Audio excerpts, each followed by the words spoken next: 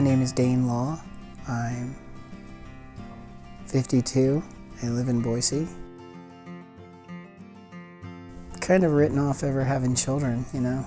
I'd forgotten how much I really wanted to be a parent, you know. It's like nothing I've ever experienced before. It's really, I mean, everyone kept telling me, you know, your life's gonna change forever. And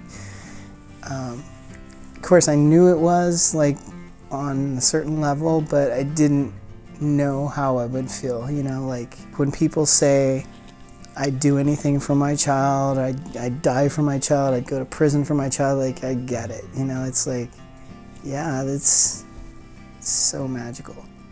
I'm Avery. My pronouns are he, him, and I live in Boise.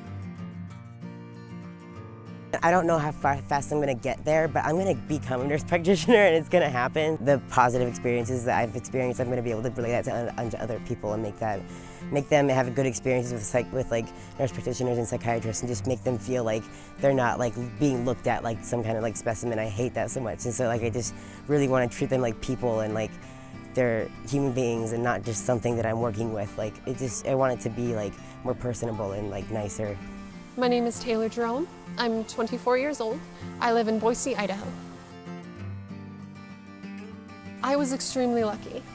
My transition was quick as far as coming out, and I started with my parents because, of course, and they were extremely helpful and understanding.